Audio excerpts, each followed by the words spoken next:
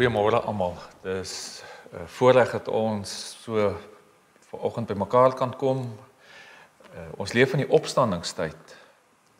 Die feit dat ek en jy glo dat Jesus Christus gelewe het, gekruisig is en opgestaan het en aan baie verskyn het. Mag hierdie wete jou in jou geloof nie net vandag nie, maar vir die res van jou lewe versterk. Terwyl ons vandag gaan saamlees uit Handelinge 5 vanaf vers 17 tot 32, wil ek hê jy moet net daar waar jy is sommer net rustig raak. Dit wat in jou hart is en wat in jou gedagtes is vir die Here gee. Dalk alles wegneem wat op hierdie oomblik skeiding maak tussen jou en God. Dalk is daar agtergrond geraas of iets. Ek gaan so 'n oomblik gee van stilte.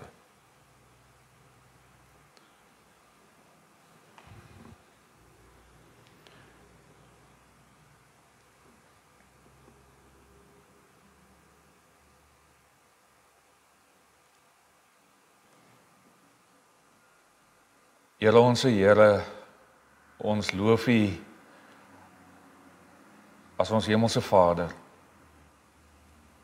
Here Jesus, ons dankie dat U ons verlosser is. Dat U ook ons vriend is. Dat U vir ons die lewe gee. Ten spyte van dit wat ons sien en wat ons ervaar, baie keer kan ons hieraan vashou. En Here, in hierdie tyd met 'n wêreld wat baie keer elke dag net al hoe meer die mekaar lyk, weet ons ook dat U in beheer is en ons bely dit, dat U koninkryk kom vestig het deur Jesus Christus ons Here. En waar ons vandag so uit die woord saamlees, nadink oor die eerste gemeente en mense wat U woord verkondig het, bid ek dat dit ons sal bemoedig, dat U vir ons ook hieruit sal oprig en opbou as deel van U koninkryk en U kerk oor die hele wêreld, wat U kom vestig het. Wees ons hierin genadig, ek bid dit in Jesus Christus naam alleen. Amen. Lees saam Handelinge 5 vanaf vers 17 tot 32. Maar die hoëpriester het opgestaan en al sy ondersteuners, die party van die Sadduseërs, het vol naaiwer die apostels gevange laat neem en hulle in die openbare tronk laat gooi. Maar 'n engel van die Here het in die nag die tronkdeure oopgemaak, hulle uitgelei en gesê: "Gaan staan in die tempelterrein en verkondig aan die volk die volle boodskap van hierdie lewe." Hulle het gehoor gegee en teen ongeveer dagbreek die tempelterrein binne gegaan en die mense onderrig.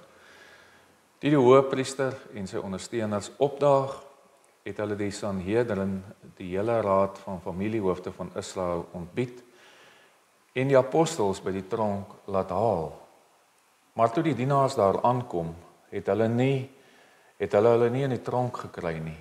Hulle het teruggegaan en berig: "Ons het die tronk sorgvuldig toegesluit gevind met die wagte wat voor die deure staan. Maar nadat ons oopgesluit het, het ons niemand daar binne gevind nie." Toe die bevelvoerder van die tempelwag en die leierpriesters hierdie woorde hoor, was hulle daaroor verward oor wat dit kon beteken. Maar iemand het hulle kom inlig: "Kyk, die manne wat julle in die tronk laat gooi het, staan die volk op die tempelterrein en onderrig." Die bevelvoerder en die dienaars het hulle toe gaan haal sonder geweld, omdat hulle bang was dat hulle deur die volk gestenig sou word. Hulle bring toe die apostels en laat hulle voor die Sanhedrin staan. Die hoëpriesters het hulle begin ondervra: "Het ons julle nie ten strengste verbied om in hierdie naam te leer nie? En kyk, julle het julle leer deur die hele Jerusalem versprei en julle wil die bloed van hierdie man op ons bring." Maar Petrus en die apostels het geantwoord: "Ons moet eerder gehoorsaam wees aan God as aan mense. Die God van ons vaders het Jesus opgewek, wat julle doodgemaak het deur hom aan 'n kruishout te hang. Hom het God as leidsman en verlosser tot aan sy regterhand verhoog, om aan Israel bekering en vergewing van sondes te skenk. Ons is die getuies van hierdie gebeure, en so ook die Heilige Gees, wat God gegee het aan hulle wat aan hom gehoorsaam is. Tot sover.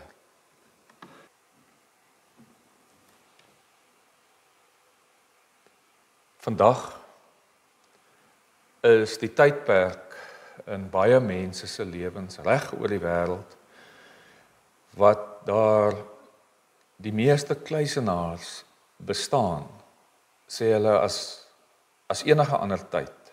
Mense wat terugtrek, mense wat onveilig voel, mense wat nie meer tuis voel om in die wêreld daar buite te leef nie. Dit kan ook wees dat mense seer gekry het, teleurgesteld is in hulle self, hulle onvermoë om liefde uit te leef, maar baie keer ook hulle onvermoë om liefde te ontvang. Want die wêreld is 'n deurmekaar plek. Mense wat gestroop is om met waagmoed te lewe, om uit te gaan ten spyte van, of al is jy op 'n hospitaalbed vasgekluister of slegte nuus ontvang, om iets van hierdie waagmoed in jou saam te dra. Vrees en angs en depressie is die siektes van ons tyd. Mense is bang. Mense is bang om hulle self te gee vir ander, vir 'n saak. Jy kry mense wat vreesloos leef. Baie keer is mooi om te sien. Dit gebeur in gemeentes. Dink maar aan hierdie gemeente, hoe mense in die begin hulle self gegee het. Die ander kant is, wat ons vandag baie ervaar, is dat dit super magtiges is. Super selfsugtig is. Leiers van die wêreld, wat nie skroom om oor ander mense te loop en selfs in bekgevegte, maar ook met wapengeweld in die wêreld mekaar te dreig, mekaar half die mond te snoer. So aan die een kant het die wêreld 'n plek geraak waar die mense wat arm is, mense wat swaar kry, baie keer vir mense 'n algemener plek raak en 'n eensamer plek. Mense wat nie durf om hulle monde oop te maak nie. Asof mens iets iewers mis, en dit is tog die plek van die kerk, nie, om al ewig 'n profetiese stem half uit te leef. Mense uit te daag om anders te wees, om uit te kom, om uit hulle huise te kom, maar ook om uit hulle self uit te kom, om minder vir hulle self en met hulle self so vasgevang te wees en met ander te deel. Want lyk my, volgens die Bybel, as ons die koninkryk van God reg verstaan, is dit iets wat 'n groot geskenk is wanneer mense dit ontdek.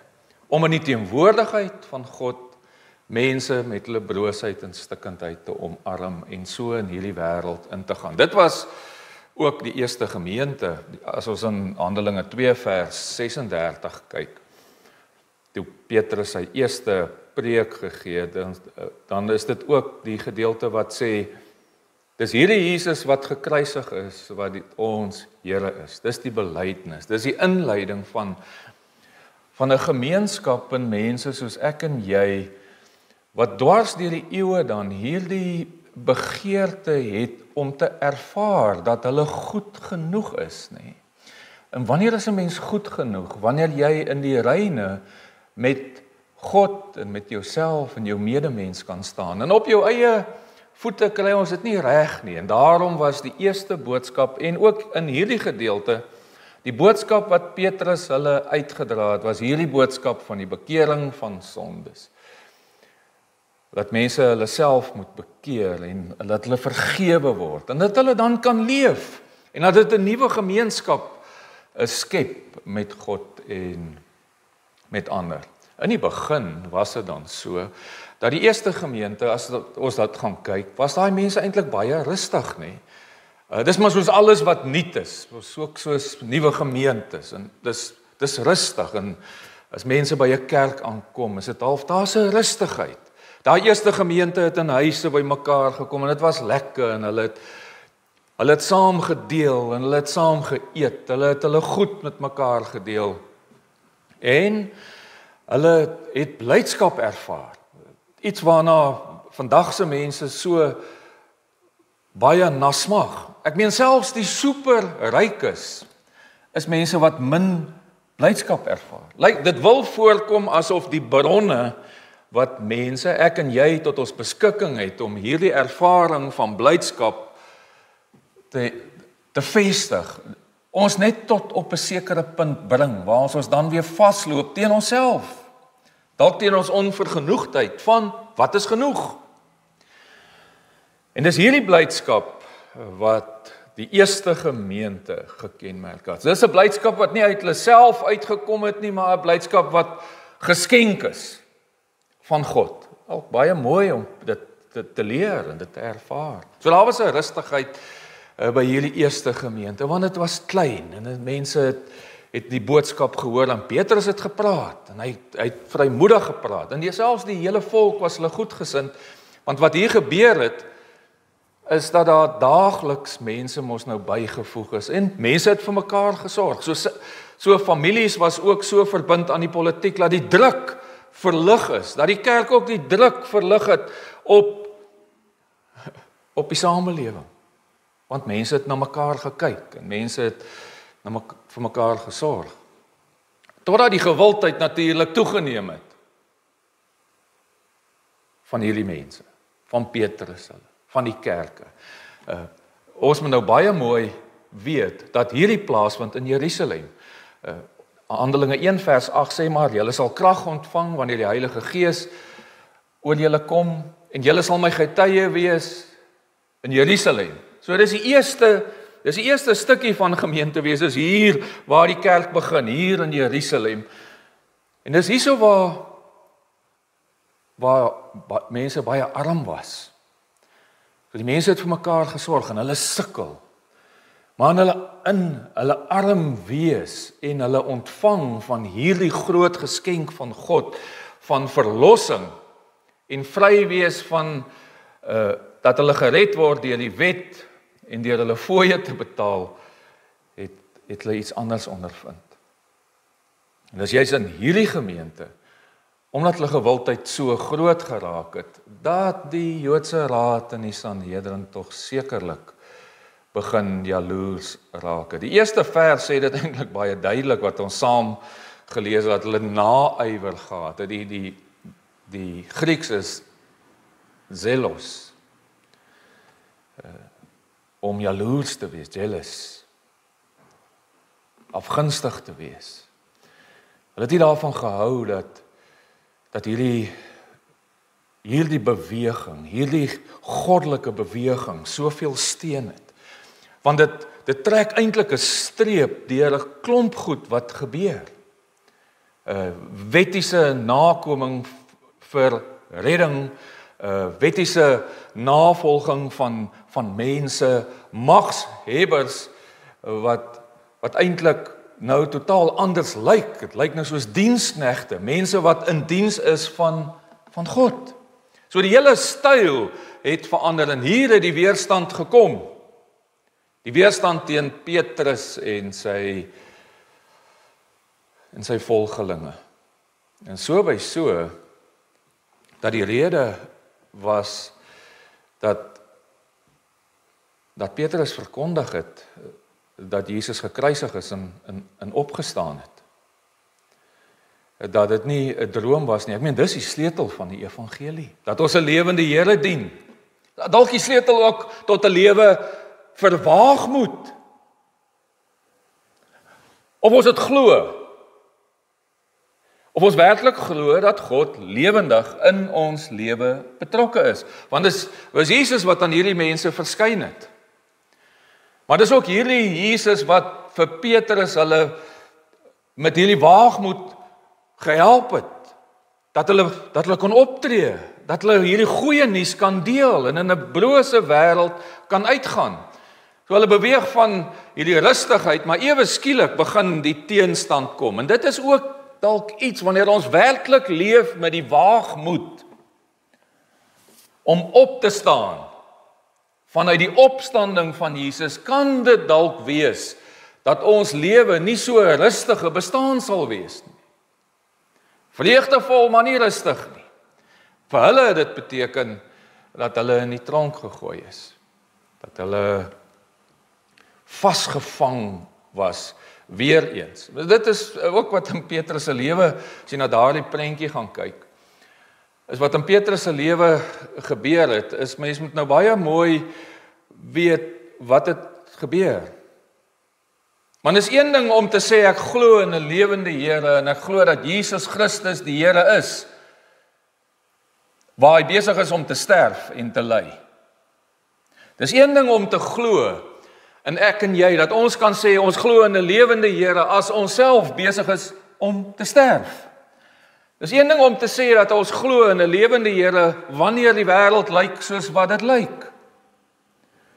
Maar Petrus het dit ook nie geweet nie. Hy het altyd maar in die moeilikheid gekom. In die eerste plek het hy in die moeilikheid gekom uit vrees uit. Vrees vir verwerping, vrees om in die tronk gegooi te word. Kan jy self nou indink as die dood en gevangenskap jou in die oë staar en jy staar by 'n vuur en mense sê vir jou, maar ken jy hom? 3 keer het Petrus hom die Here Jesus verloon en gesê, ek ken hom nie. Later het hy eintlik saamgegaan met die groter samelewing. Hy het amper begin vloek, in skel en sê, ek sê in hemelsnaam, ek ken hom nie. Want hy staar die dood in die oë. Hy staar moeilikheid in die oë.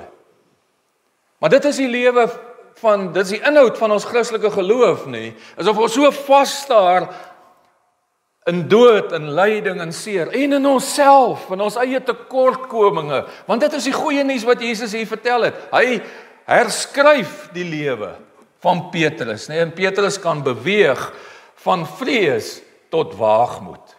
Waar Petrus bang was vir verwerping, dat mense nie van hom gaan hou nie, omdat hy sê hy ken Jesus, dat hy in die tronk gegooi gaan word, dat hy gaan sterf, het hy hierdie waagmoed gekry, wat uit die belydenis kom van dit wat hy sê hy glo.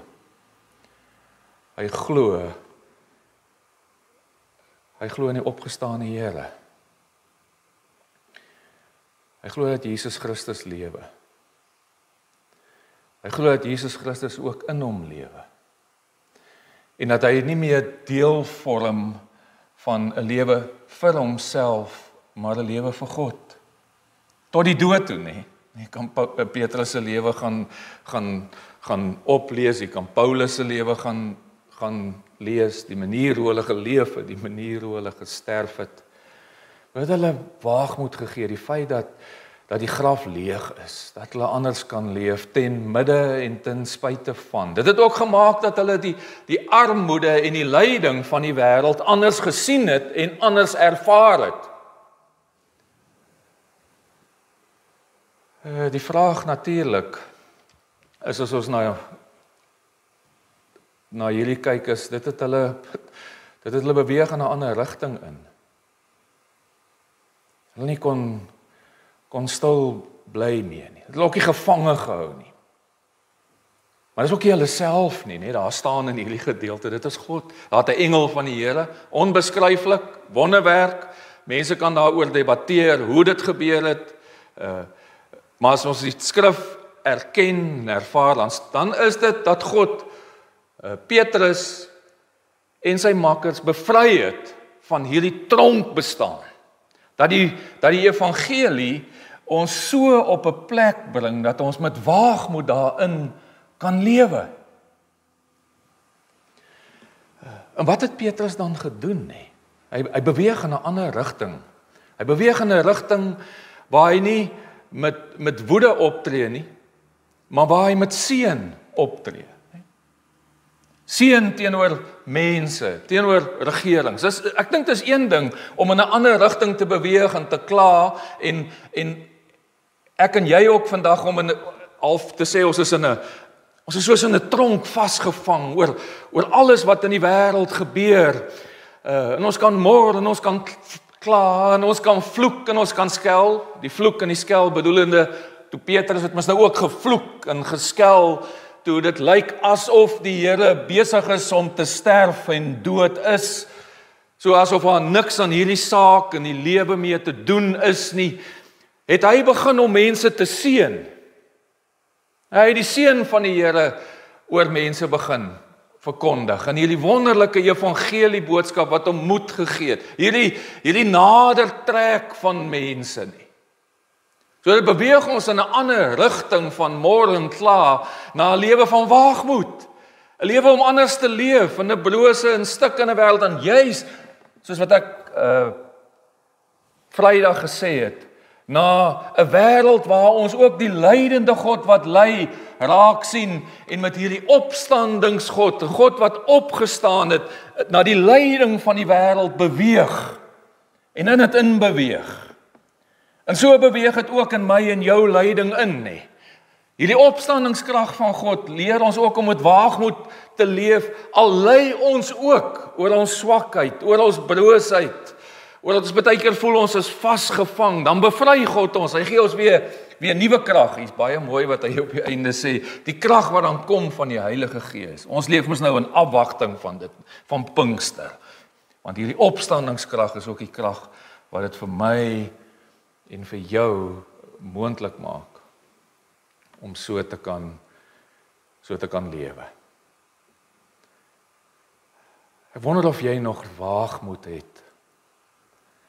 Of die lewe nie ook, soos baie keer vir my ook, kan 'n mens so vasgevang raak en so maklik gestroop raak oor alles wat die lewe na ons kant toe gooi. Of dit finansies is, of dit siekte is, of dit verhoudings is wat net lyk asof dit nie uitwerk nie, of dit bloot die hele wêreld se de mekaar spil is, dat jy net besig is om terug te trek. Is die hart van die evangelie, van dit wat ek en jy, van waaruit ons leef, is tog 'n lewe waaruit ons leef uit die opstandingskrag. Die opstandingskrag van Jesus Christus. Die belofte dat hy ons vergewe van sonde, dat hy gekruisig is en dat hy opgestaan het en dat hy lewe. En dis hierdie opstandingskrag wat ons opstandig maak teenoor die lyding en die seer en die broosheid en die onregverdigheid in die wêreld. En dit gee ons 'n stem.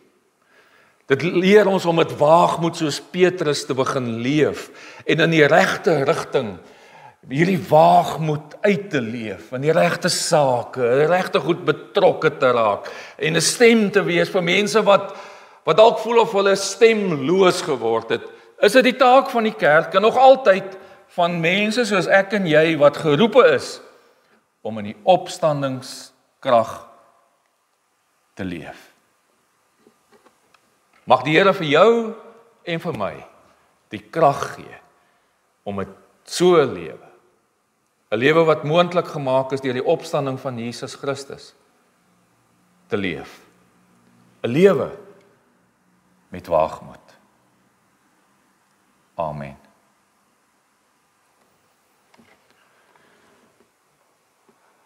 Ek gaan geleentheid gee, jy sommer stil raak en sommer net daar waar jy is. Dit wat op jou hart is, of iets is wat vir jou moeg maak, iets wat jou voel, wat jy vir die Here wil gee, wat vir jou soms verhinder om met hierdie waagmoed te leef, om dit vir die Here te gee. En ook vir die Here te vra, om vir jou deur sy Gees ook weer hierdie waagmoed te gee, om in die brose wêreld so te leef. Daar's geleentheid vir stil gebed.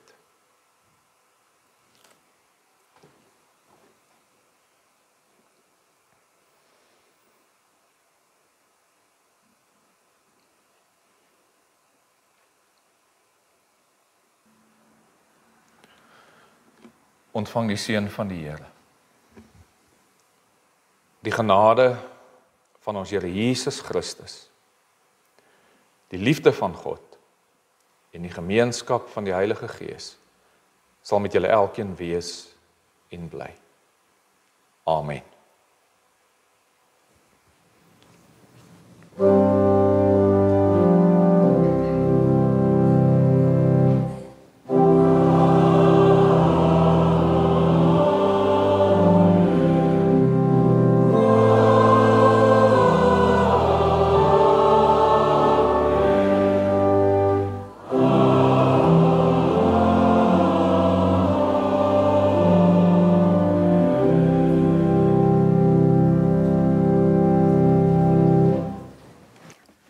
Afkondigings.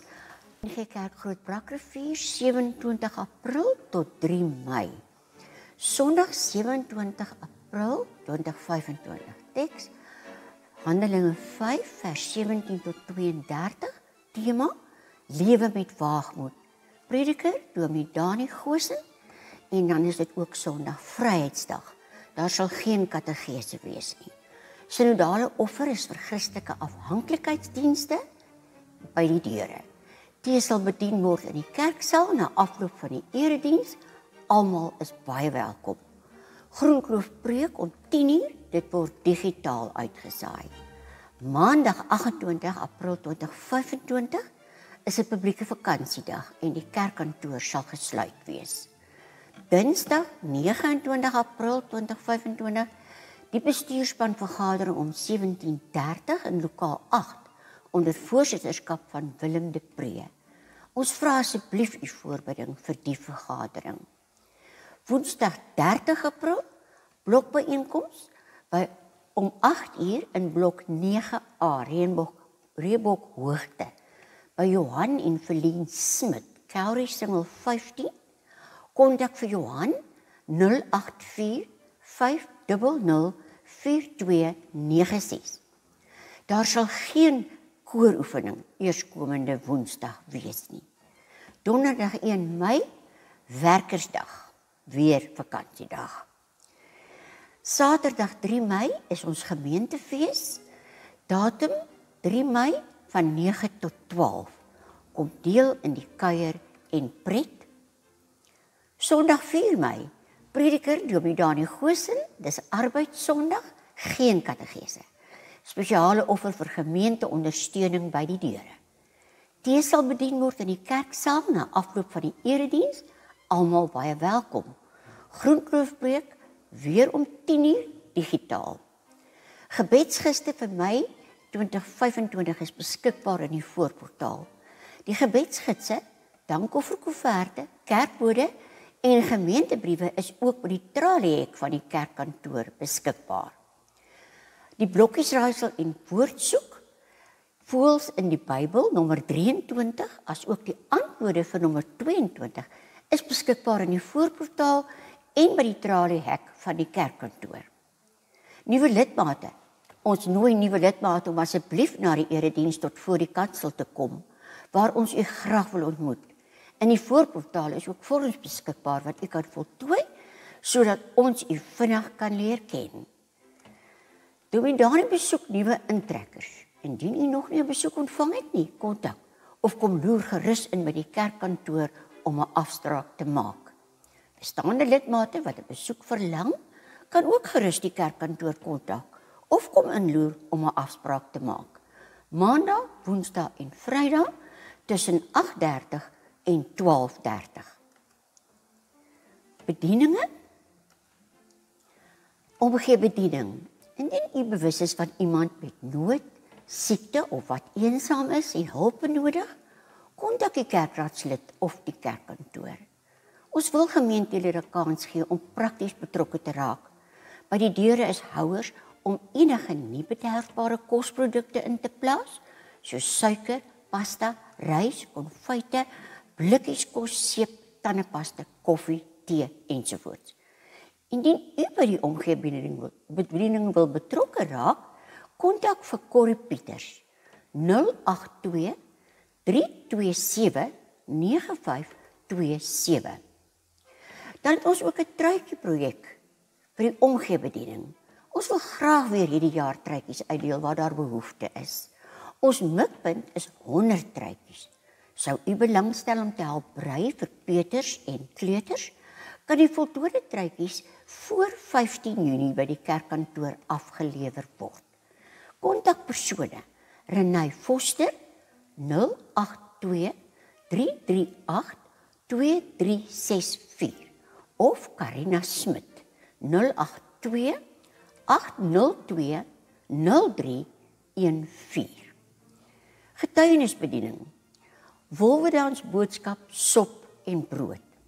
Ons nooi die gemeente om weer deel te neem aan ons projek om 'n bemoedigende boodskap, 2 liter sop en 'n brood te voorsien aan 105 gesinne elke tweede week. Die verdere uitreikdatums vir die tweede kwartaal is 7 en 21 Mei, 14 en 18 Junie.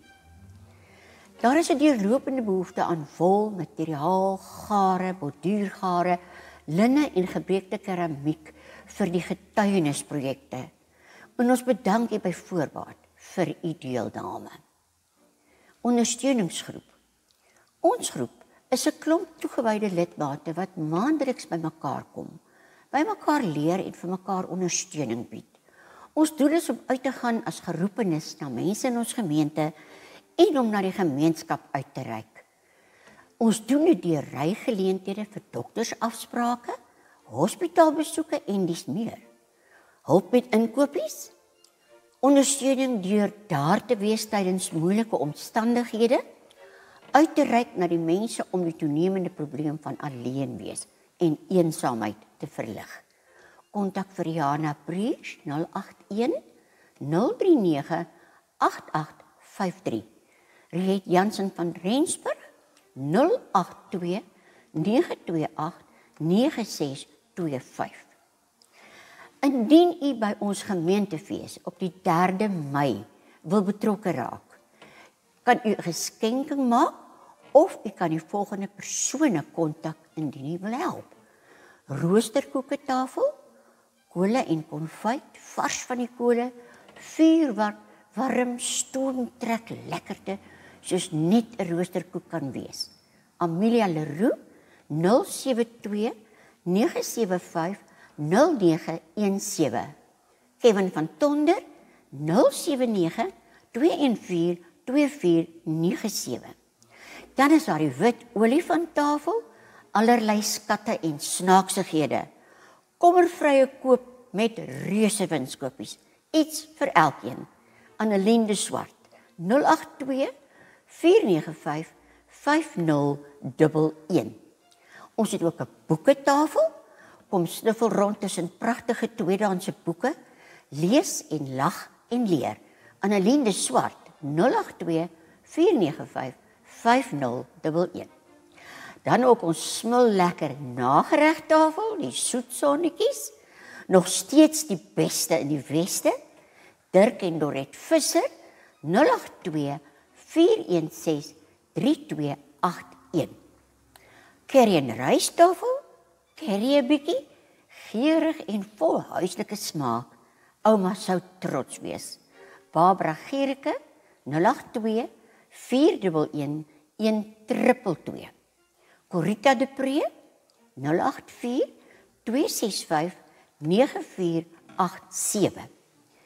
Susaties, stok en smil, altyd 'n gunsteling. Ons skakel die hoenders om in 'n feesmaal op 'n stokkie. Perfek gebraai en propvol geur.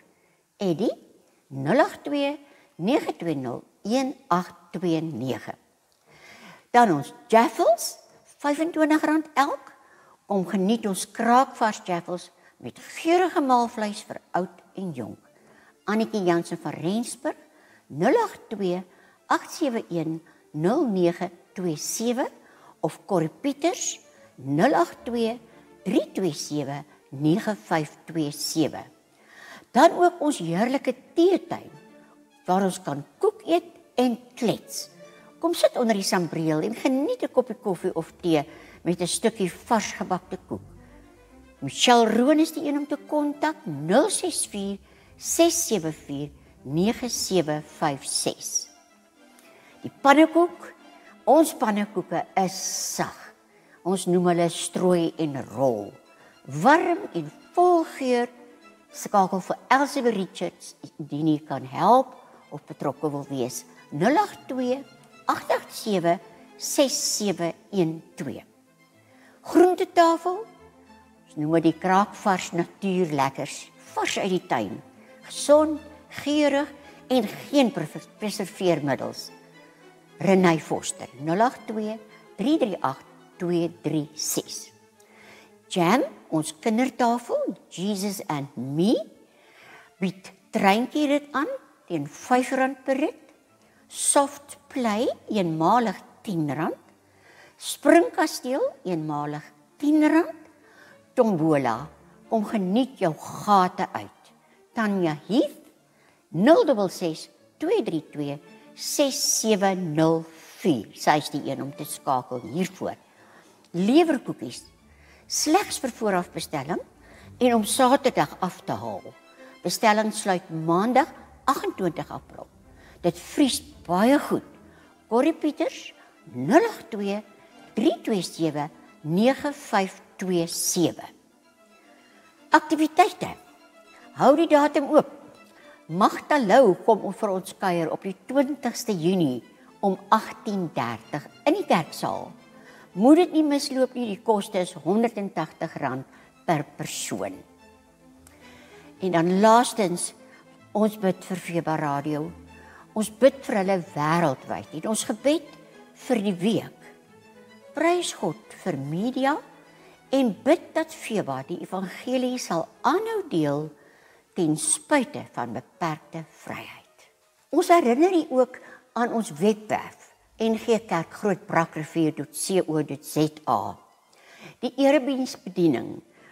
Die skakel na die YouTube-diens van 27 April 2025 is beskikbaar. Getuienisbediening. Lucky neem luisters oor by Laurens op Makatini na 18 jaar se dienswerk. Bybelstudiereeks, die dagstukkies, skep asem vir vandag, is vroegoggend padkos vir die dag. Vind die weeklikse stof tot nadenke, watter getuienis laat jy agter? Gemeentenuus. Dr. Nadia Maree bespreek die Bonhoeffer nalatenskap. 'n Oorsig van haar werk wat vroeg in April in 2025 in Vlossenburg voorgedra is.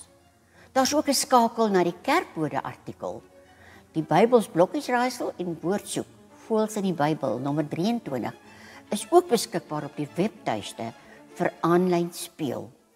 Die afkondigings word weekliks op die webwerf geplaas. Leraars, Dominee Dani Goosen, Dominee Sharnay Viljoen. Adres van ons gemeente, Langstraat 10, Grootbrakrivier 6525, telefoon 044 620 2205. Die webwerf adres grootbrak.co.za. Ons dankie vir u volgehoue bydrae en ondersteuning van die werk van die Here.